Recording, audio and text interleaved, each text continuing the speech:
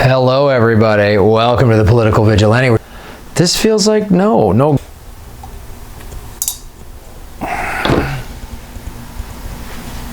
Okay. Take two. Hello everybody, welcome to the Political Vigilante. I'm Graham Elwood. We're in the new studio, we're playing with some lighting things here. We're gonna try to get this ironed out, but in the meantime, I want to do some stories. Don't forget, folks, I will be doing this show live August 9th in Seattle, Washington. It's a late show. It's a 10 o'clock show. Get there at 9:30. My guest will be Mike Schmidt, and I'm also going to do some questions from the audience. We're maybe going to do some Political Vigilante game show, political questions. Be ready for that. Also, August 11th in Seattle, I'll be doing stand-up comedy. Go to grahamelwood.com. The link are in the show notes below. This article was submitted fucking cockfuck. Hold on. Burp, burp.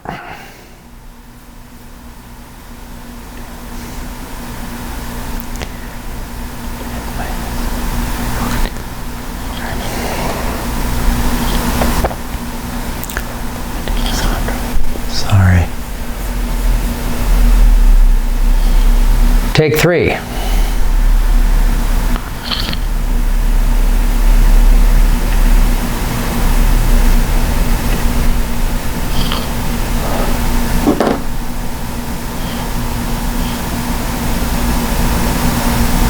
Hello everybody, welcome to the Political Vigilante. My name is Graham Elwood.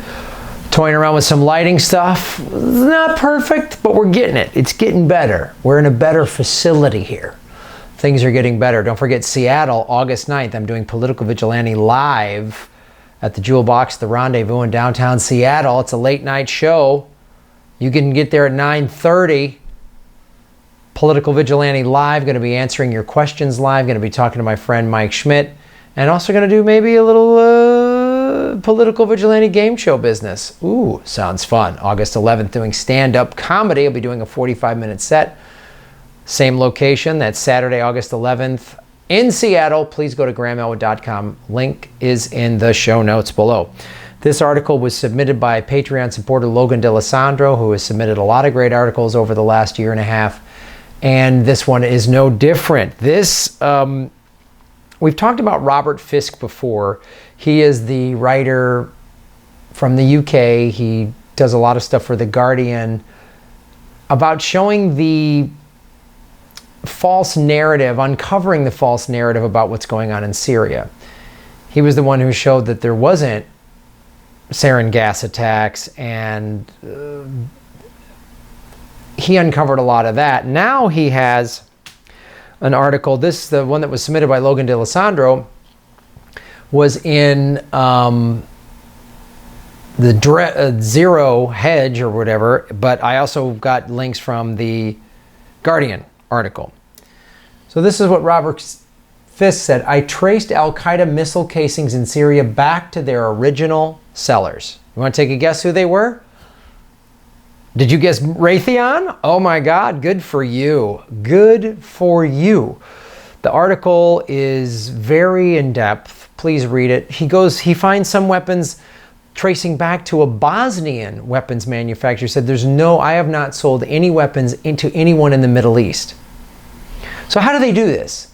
How do they get away with this? How do these companies like Raytheon and the United, how does this, there's supposed to be this very strict paper trail, where the weapons are sold. It's very strict, it's regulated and all this stuff, right? Isn't that what they tell us? So here's how we did it. Fisk recalls a bit of a detective sleuthing he's lately been engaged in after stumbling upon a batch of missile casings and shipment paperwork last year hidden in what he describes as the basement of a bombed-out Islamist base in eastern Aleppo. Wait a minute, our weapons are getting in the hands of the Islamists? Is ISIS? No. With the words Hughes Aircraft Company guided missile surface attack emblazoned on the side of the spent tubes. Hughes Aircraft. Huh. How did they get there? Probably were stolen, right? This is the same kind of ridiculous nonsense. The war on drugs here in America, right? Oh, we got to stop these drugs. How is cocaine getting into their hands? Really? Okay, drug smugglers are pretty slick. Got it. But there's no help? They're not getting any help from the American government? No help at all? I find that hard to believe. What else did he find? The missile will have been manufactured. This missile will have been manufactured and sold by Hughes/Raytheon absolutely legally to NATO, pro-NATO or friendly, i.e. pro-American power, government, defense ministry, you name it. And there will exist for it an end-user certificate. Okay, I didn't know this. There's an end-user certificate when you sell it to a pro-NATO, which, as he says, is just someone that's all for America. You sell them that, you get an end-user certificate, okay?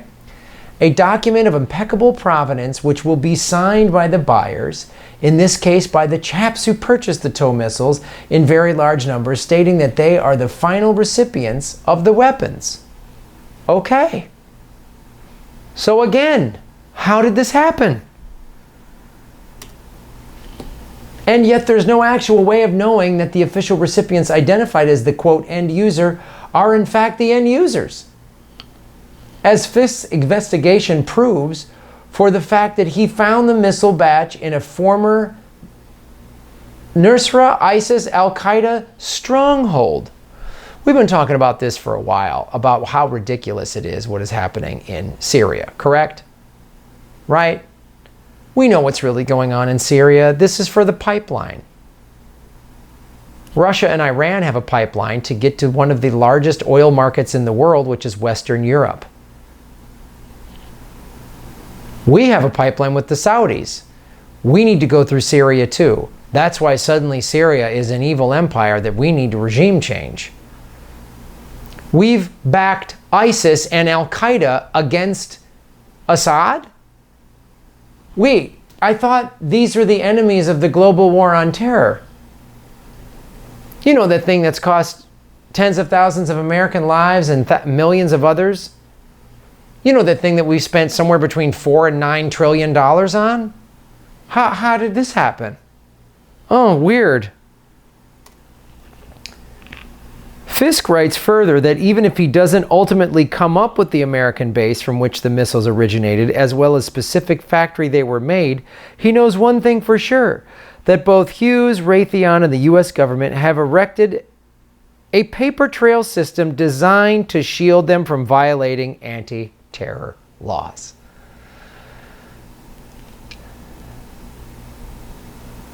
We know this is nonsense, right? We know this. We know this from what Bush did. We know this from Obama taking us from 2 wars to 7.